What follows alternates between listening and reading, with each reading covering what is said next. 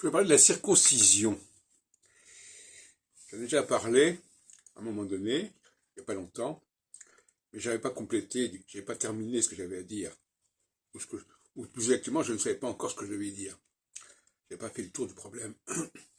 En fait, la circoncision n'est pas compatible avec le judaïsme orthodoxe, puisque la circoncision, c'est un acte qui implique l'utilisation d'un outil, et donc c'est quelque chose qui est fabriqué par l'homme. La personne circoncise, elle est fabriquée par l'homme. Paradoxalement, celui qui n'est pas circoncis, il a moins ce problème. Il n'a pas été fabriqué comme le juif était fabriqué.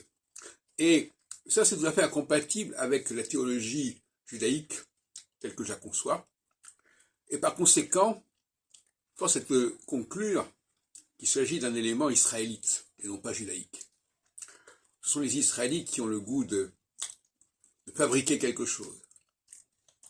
On le retrouve dans le chapitre 8 de Osée, mais on le retrouve aussi dans l'épître aux Hébreux, où la question est de savoir si les choses doivent être faites ou pas par l'homme, de main d'homme. Et justement, il y a un souci à ce niveau-là. Or, la circoncision, c'est fait de main d'homme. Donc, on ne peut pas continuer à revendiquer la circoncision comme une marque de judaïsme. Ce serait un paradoxe. La circoncision est une forme d'idolâtrie au sens large du terme, c'est-à-dire que c'est quelque chose qui est fabriqué.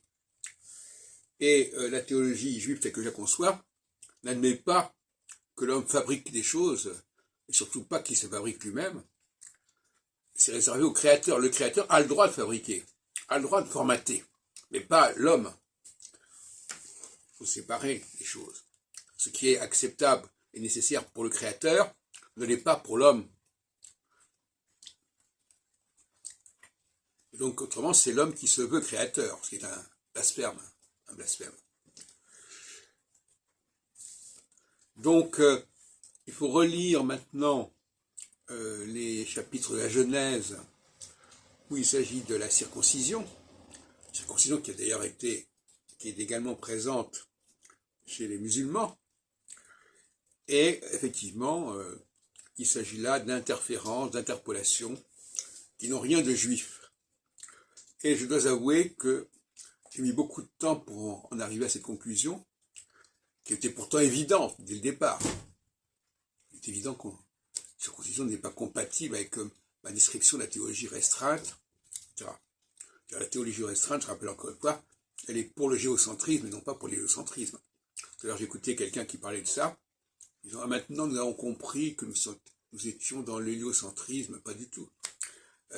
Il y a une réalité héliocentrique, certainement, mais il y a aussi une réalité géocentrique qu'il faut connaître, qu'il faut revendiquer, et qui, elle, exige un décodage qui n'est pas le même décodage que celui de la science au sens strict du terme.